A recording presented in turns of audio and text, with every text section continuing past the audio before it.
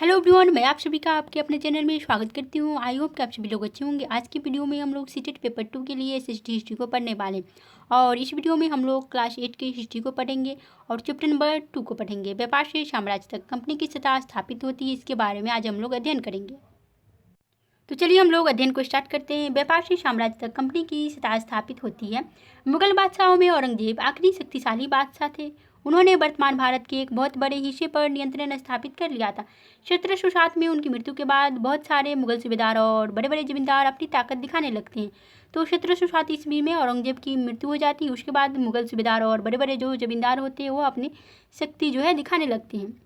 उन्होंने अपनी क्षेत्रीय रियासतें कायम कर ली थी। जैसे जैसे विभिन्न भागों में ताकतवर क्षेत्रीय रियासतें सामने आने लगी, दिल्ली अधिक दिनों तक प्रभावी केंद्र के रूप में नहीं रह सकी। 18वीं सदी के उत्तरार्ध तक राजनीतिक क्षितिज पर अंग्रेजों के रूप में एक नई ताकत उभरने लगी थी। क्या आप जानते हैं कि अंग्रेज पहले पहल एक छोटी सी व्यापारिक कंपनी के रूप में भारत आए थे और यहाँ के इलाकों पर कब्जे में उनकी ज़्यादा दिलचस्पी नहीं थी। तो फिर ऐसा कैसे हुआ कि एक दिन वे इस विशाल साम्राज्य के स्वामी बन बैठे? कैप्टन हडसन द्वारा बहादुर शाह जफर और उनके बेटों की गिरफ्तारी की गई। औरंगजेब के बाद कोई मुगल बादशाह इतना ताकतवर तो नहीं हुआ, लेकिन एक प्रतीक के रूप में मुगल बादशाहों का महत्व बना हुआ था। जब 1857 में ब्रिटिश शासन के विरुद्ध भारी विद्रोह शुरू हो गया तो विद्रोहियों ने मुगल बादशाह बहादुर शाह जफर को ही अपना नेता जो है मान लिया था। तो जब 1857 की क्रांति हुई तो उस समय मुगल बादशाह बहादुर शाह जफर थे, उन्हें ही विद्रोहियों ने अपना नेता मान लिया था। बहादुर शाह जफर लास्ट थे मुगल बादशाह। जब विद्रोह कुचल दिया गया तो कंपनी ने बहादुर शाह जफर को देश छोड़ने के लिए मजबूर कर दिया और उनके बेटे को जफर के सामने ही मार डाला गया। तो जफर को देश निकालने की सजा दे दी गई, अंग्रेजों ने दे दिया। बहादुर शाह जफर को देश से निकाल दिया गया और रंगून भेज दिया गया, उसे निष्कासित करके बहादुर शाह जफर को। वाणिज्यिक किसे कहा जाता है उसे हम लोग देखते हैं। एक ऐसा व्यवसायिक उद्यम जिसमें चीज़ों को सस्ती कीमत पर खरीदकर और ज़्यादा कीमत पर बेचकर, यानी मुख्य रूप से व्यापार के जरिए मुनाफा कमाया जाता था, तो उसे वाणिज्यिक कहा जाता था। पूर्व में ईस्ट इंडिया कंपनी का आना। सन 1600 में ईस्ट इंडिया कंपनी ने इंग्लैंड की महारानी एलिजाबेथ प्रथम से चार्टर अर्थात इजाज़तनामा हासिल कर लिया। तो 1600 ईस्वी में ईस्ट इंडिया कंपनी ने इंग्लैंड की महारानी उस समय एलिजाबेथ प्रथम थी से चार्टर अर्थात इजाज़तनामा हासिल कर लिया, जिससे कंपनी को पूरब से व्यापार करने का एक अधिकार मिल गया। इस इजाज़तनामे का मतलब यह था कि इंग्लैंड की कोई और व्यापारिक कंपनी इस इलाके में ईस्ट इंडिया कंपनी से होड़ नहीं कर सकती थी। इस चार्टर के सहारे कंपनी समुद्र पार जाकर नए इलाकों को खंगाल सकती थी। वहाँ से सस्ती कीमत पर चीज़ें खरीदकर उन्हें यूरोप में ऊंची कीमत पर बेच सकती थी। कंपनी को दूसरी अंग्रेज व्यापारिक कंपनियों से प्रतिस्पर्धा का कोई भय नहीं था। उस जमाने में वाणिज्यिक कंपनियां मोटे तौर पर प्रतिस्पर्धा से बचकर ही मुनाफा कमा सकती थी। अगर कोई प्रतिस्पर्धी न हो तभी वे सस्ती चीज़ें खरीदकर उन्हें ज़्यादा कीमत पर बेच सकती थी। लेकिन यह शाही दस्तावेज दूसरी यूरोपीय ताकतों को पूर्व के बाजारों में आने से नहीं रोक सकता था। जब तक इंग्लैंड के जहाज अफ्रीका के पश्चिमी तट को छूते हुए केप ऑफ गुड होप का चक्कर लगाकर हिंद महासागर पार करते, तब तक पुर्तगालियों ने भारत के पश्चिमी तट पर अपनी उपस्थिति दर्ज करा दी थी। वे गोवा में अपना ठिकाना बना चुके थे। पुर्तगाल के खोजी यात्री वास्को डी गामा ने ही 1498 में पहली बार भारत तक पहुंचने की इस समुद्री मार्ग का पता लगाया था। तो वास्को डी गामा जो पुर्तगाल का नाविक था, यात्री था, उसने पहली बार भारत में आया था 1498 ईस्वी में। 17वीं शताब्दी की शुरुआत तक डच भी हिंद महासागर में व्यापार की संभावनाएं तलाशने लगे थे। कुछ ही समय बाद फ्रांसीसी व्यापारी भी सामने आ गए। समस्या यह थी कि सारी कंपनियां एक जैसी चीज़ें ही खरीदना चाहती थी। यूरोप के बाजारों में भारत के बने बारीक सूती कपड़े और रेशम की जबरदस्त मांग थी। इनके अलावा काली मिर्च, लौंग, इलायची और दालचीनी की भी जबरदस्त मांग रहती थी। यूरोपीय कंपनियों के बीच इस बढ़ती प्रतिस्पर्धा से भारतीय बाजारों में इन चीज़ों की कीमतें बढ़ने लगी और उनसे मिलने वाला मुनाफा गिरने लगा। अब इन व्यापारिक कंपनियों के फलने फूलने का यही एक रास्ता था कि वे अपनी प्रतिस्पर्धी कंपनियों को खत्म कर दें।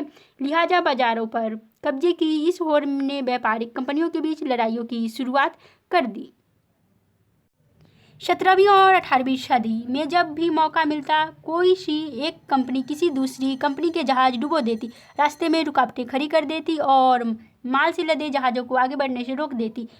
यह व्यापार हथियारों की मदद से चल रही थी और व्यापारिक चौकियों को किलेबंदी के लिए जरिए सुरक्षित रखा जाता था। अपनी बस्तियों को किलेबंद करने और व्यापार में मुनाफा कमाने की इन कोशिशों के कारण स्थानीय शासकों से भी टकराव होने लगे।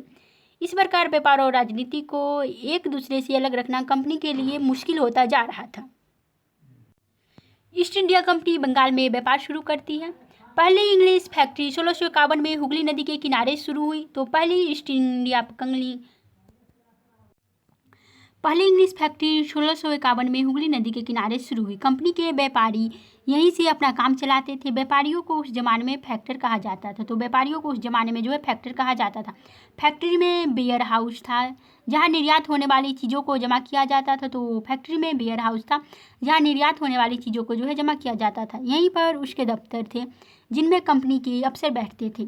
जैसे जैसे व्यापार फैला, कंपनी के ने सौदागरों और व्यापारियों को फैक्ट्री के आसपास आकर बसने के लिए प्रेरित किया। 1696 तक कंपनी ने इस आबादी के चारों तरफ एक किला बनाना शुरू कर दिया था। 2 साल बाद उसने मुगल अफसरों को रिश्वत देकर 3 गांवों की जमींदारी भी खरीद ली। इनमें से एक गांव कालिकता था जो बाद में कलकत्ता बना।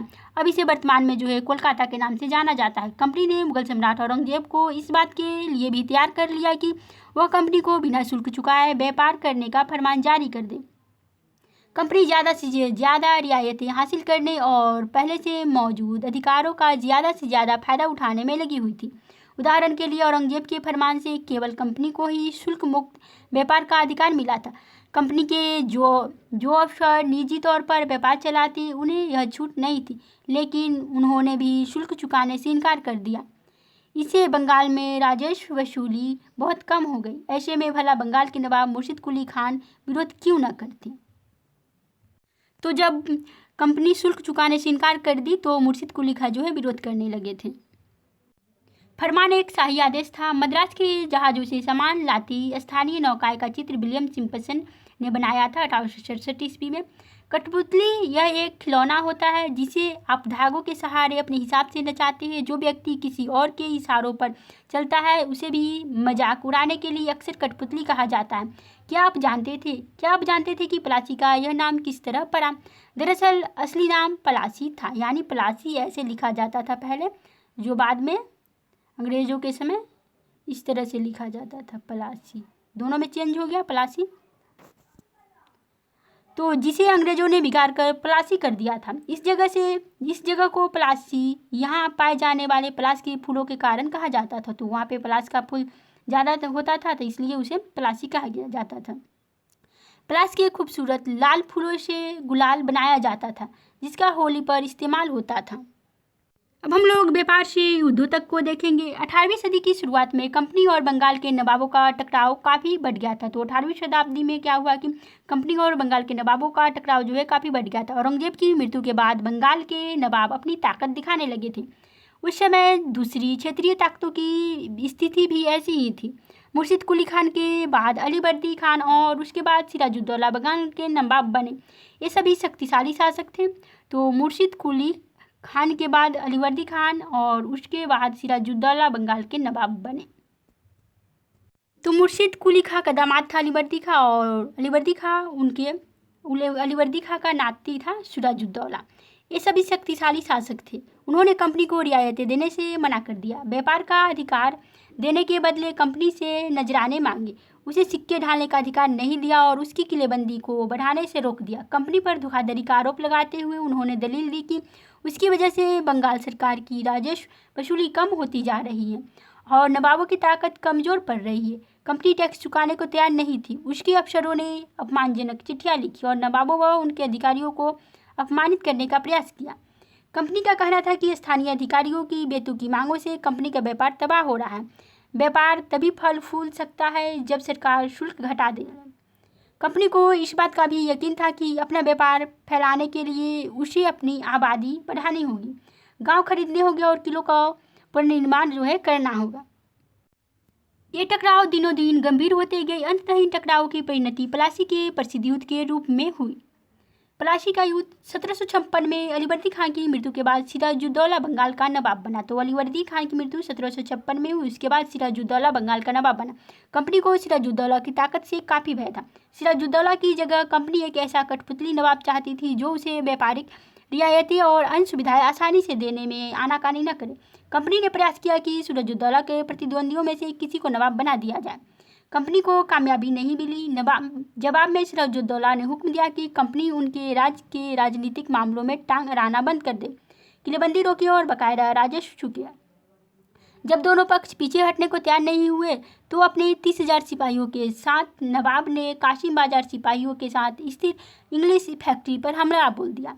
नवाब की फौजों ने कंपनी के अफसरों को गिरफ्तार कर लिया, गोदाम पर ताला डाल दिया, अंग्रेजों के हथियार छीन लिए और अंग्रेज जहाज़ों को घेरे में ले लिया। इसके बाद नवाब ने कंपनी के कलकत्ता स्थित किले पर कब्जे के लिए उधार का रुख किया। तो नवाब ने कंपनी के कलकत्ता स्थित किले पर कब्जे का रुख किया था। कलकत्ता के हाथ से निकल जाने की खबर सुनने पर मद्रास में तैनात कंपनी के अफसरों ने भी रॉबर्ट क्लाइव के नेतृत्व में सेनाओं को रवाना कर दिया। इस सेना को नौसैनिकों बेड़े की मदद भी मिल रही थी। इसके बाद नवाब के साथ लंबे समय तक सौदेबाजी चली। आखिरकार 1757 में रॉबर्ट क्लाइव ने प्लासी के मैदान में सिराजुद्दौला के खिलाफ कंपनी की सेना का नेतृत्व किया।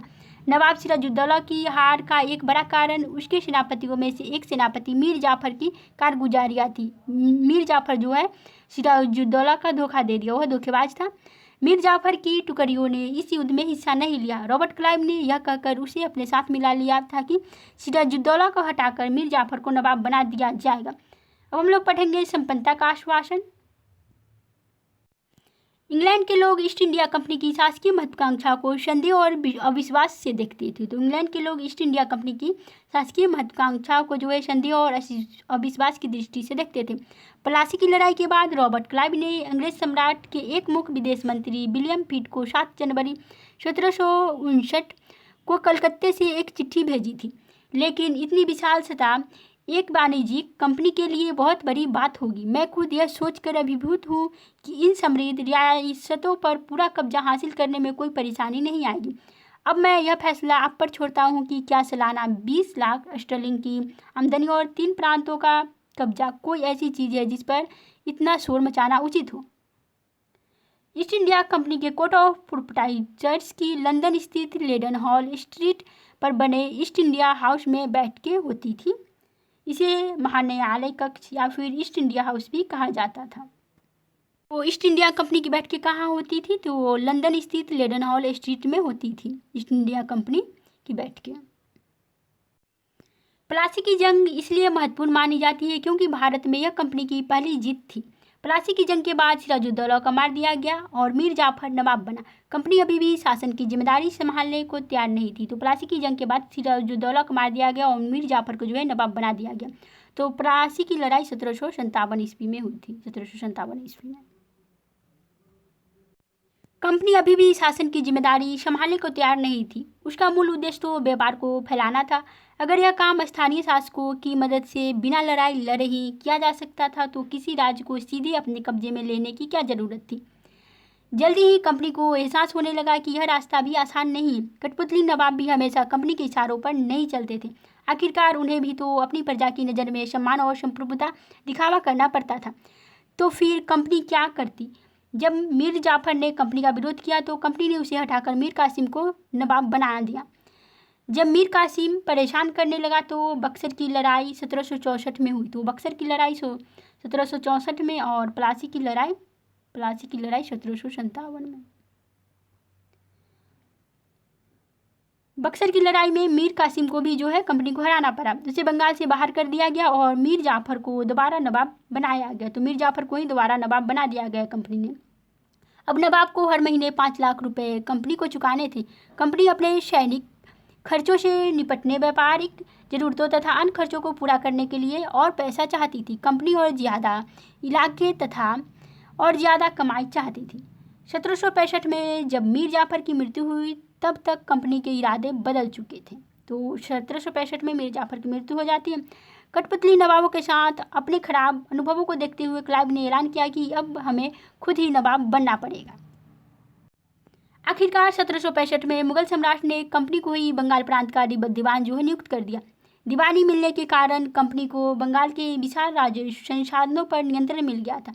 इस तरह कंपनी की एक पुरानी समस्या हल हो गई थी। 18वीं सदी की शुरुआत से ही भारत के साथ उसका व्यापार बढ़ता जा रहा था, लेकिन उसे भारत में ज़्यादातर चीज़ें ब्रिटेन से लाए गए सोने और चांदी के बदले में खरीदनी पड़ती थी।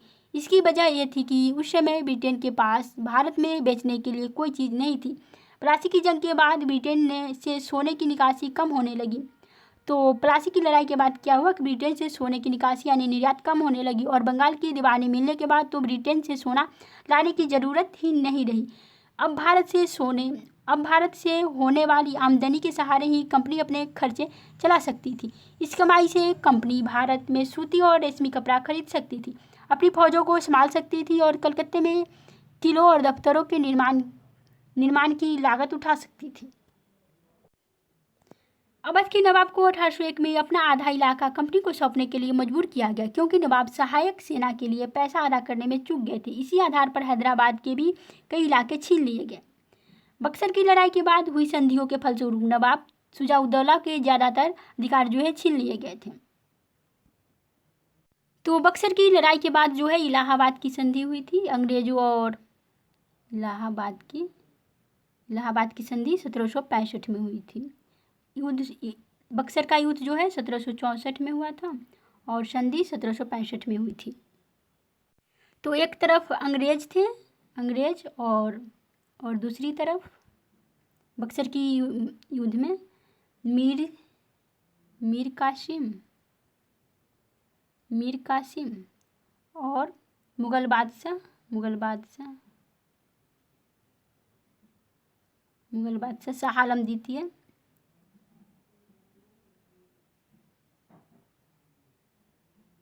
शाह आलम द्वितीय थे और शुजाउद्दौला था।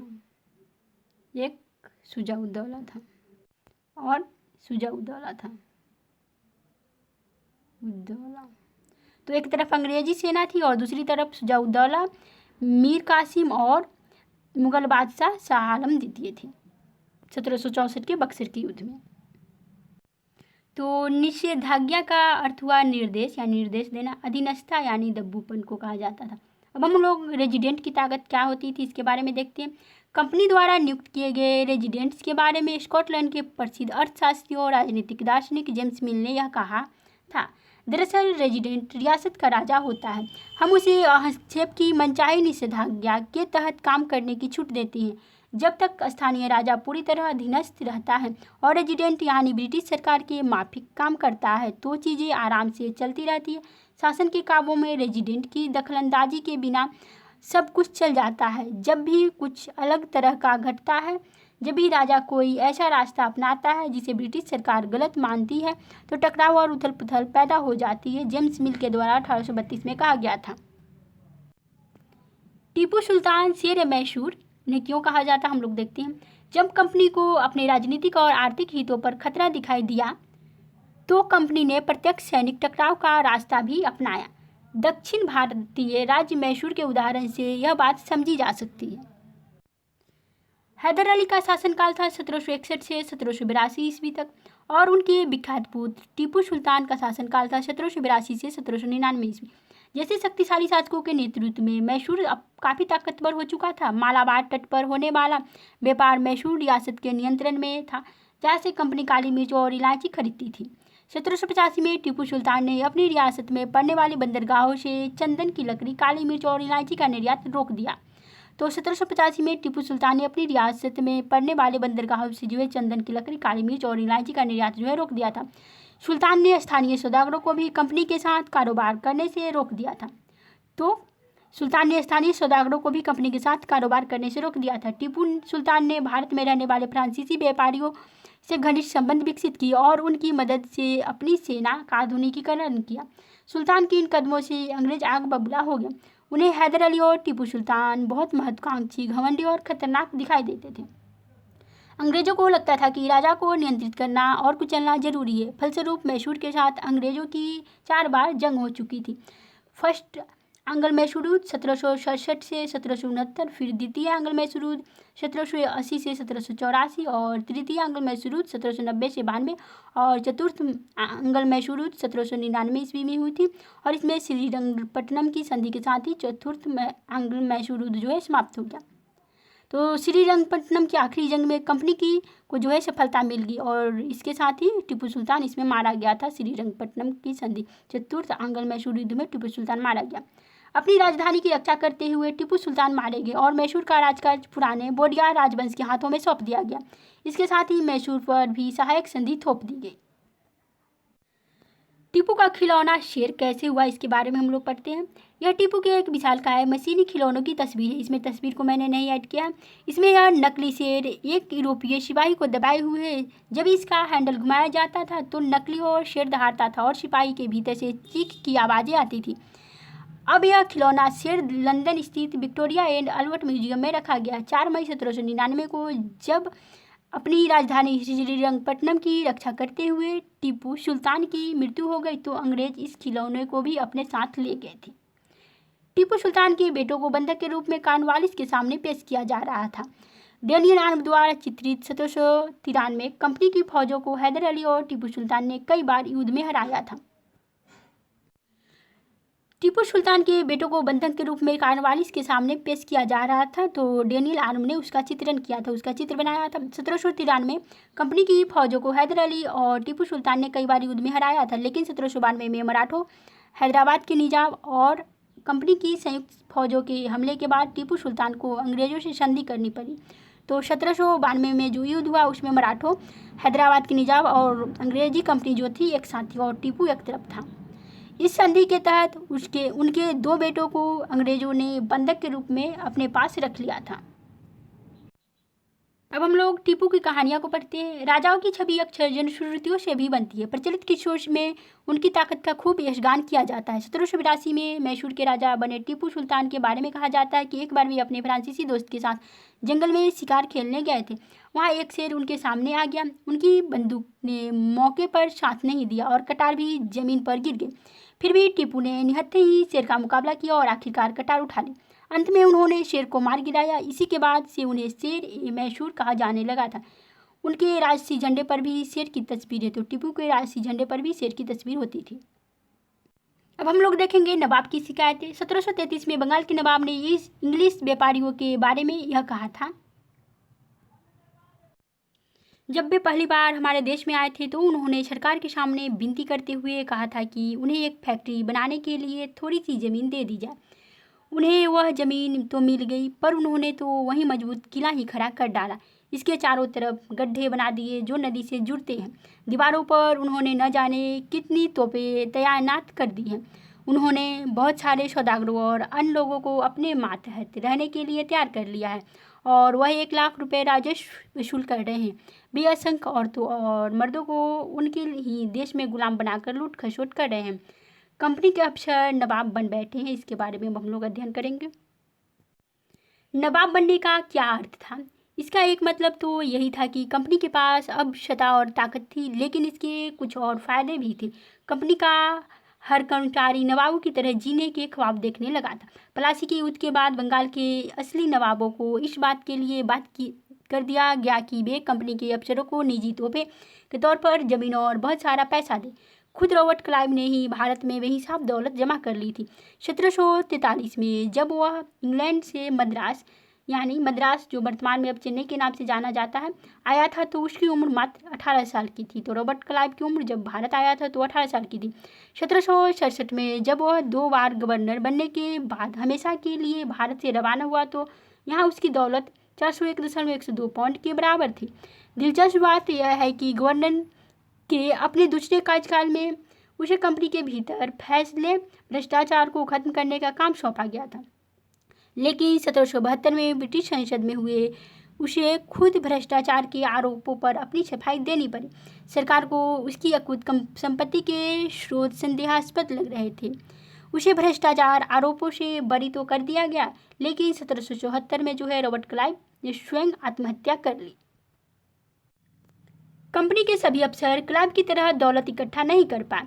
बहुत सारी बीमारियों और लड़ाई के कारण कम उम्र में ही मौत का निवाला बन गए। इसके अलावा उन सभी को भ्रष्ट और बेईमान मानना सही नहीं होगा। उनमें से बहुत सारे अफसर साधारण परिवारों से आए थे।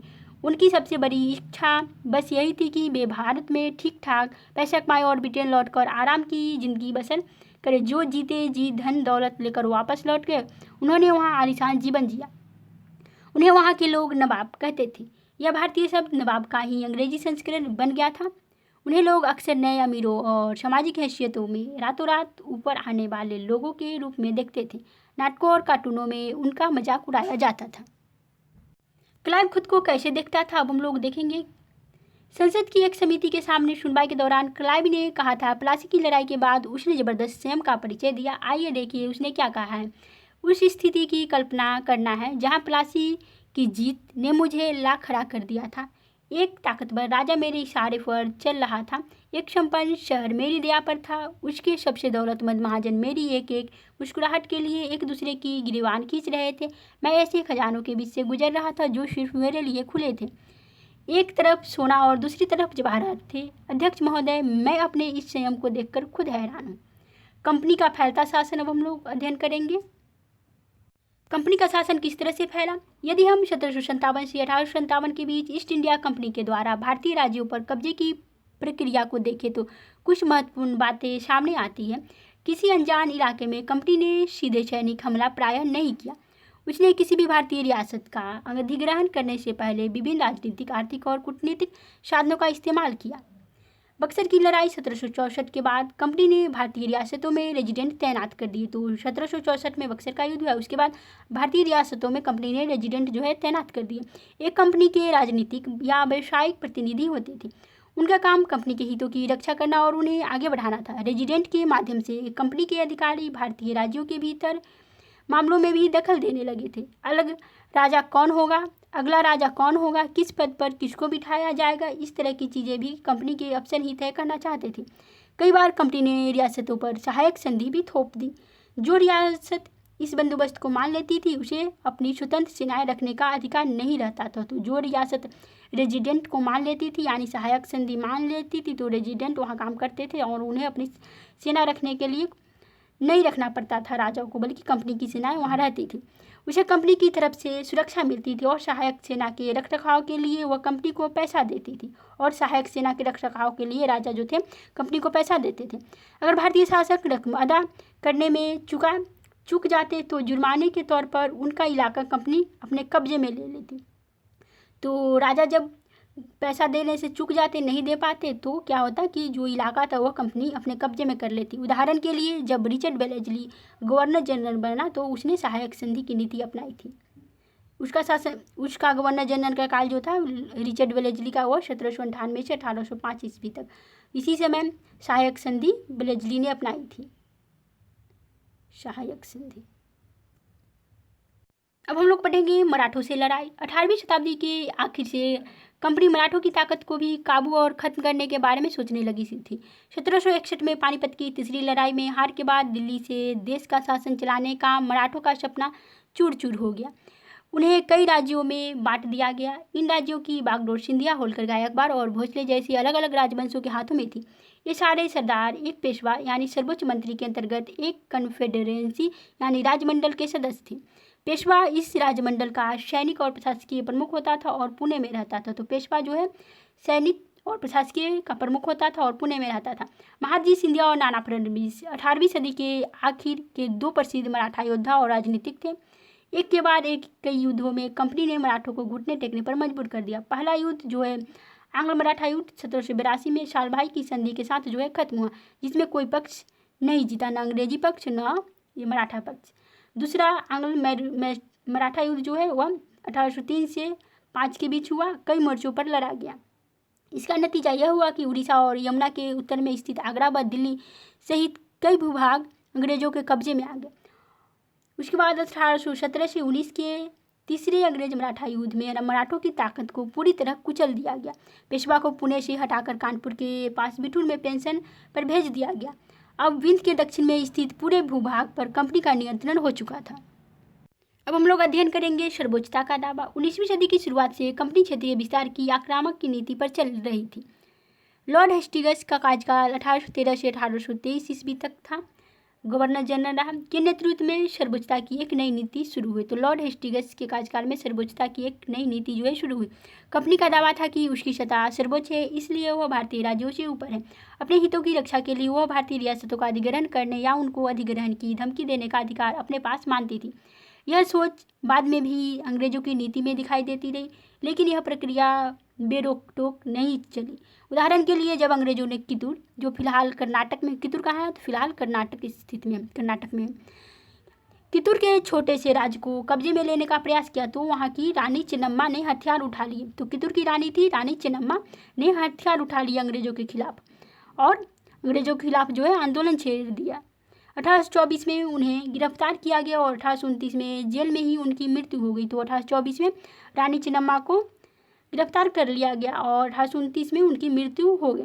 चेन्नम्मा के बाद कितूर स्थित संगोली के एक गरीब चौकीदार राय रन्ना ने यह प्रतिरोध जारी रखा। चौतरफा समर्थन और सहायता से उन्होंने बहुत सारे ब्रिटिश विरोध दस्तावेजों को नष्ट कर दिया था। आखिरकार उन्हें भी अंग्रेजों ने पकड़कर 1830 में फांसी पर लटका दिया गया।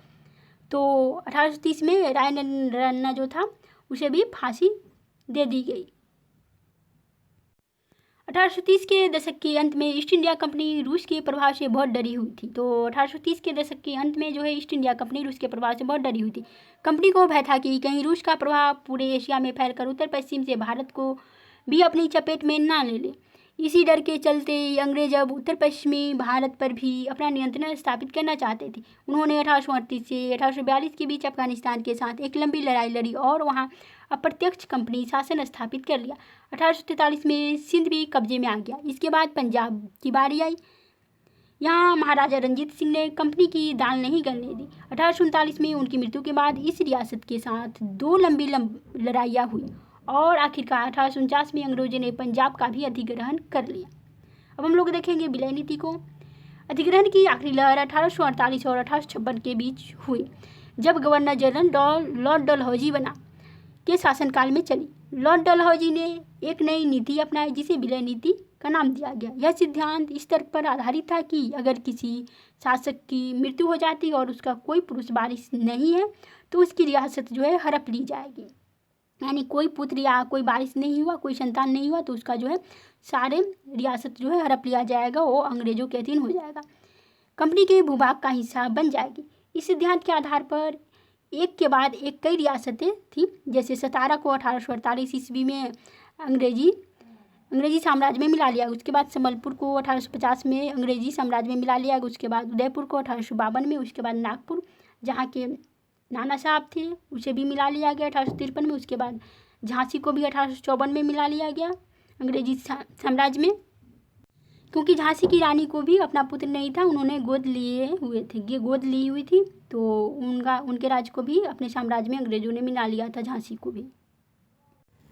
आखिरकार 1856 में कंपनी ने अवध को भी अपने नियंत्रण में ले लिया। तो आखिरकार 1856 में जो है कंपनी ने अवध को भी अपने नियंत्रण में ले लिया। अवध पर भी कुशासन का आरोप लगा दिया अंग्रेजों ने, और उस समय 1856 में कुशासन का जब आरोप लगा अवध पे तो उस समय वहाँ के शासक थे बाजीद अली शाह। बाजीद अली शाह वहाँ के शासक थे।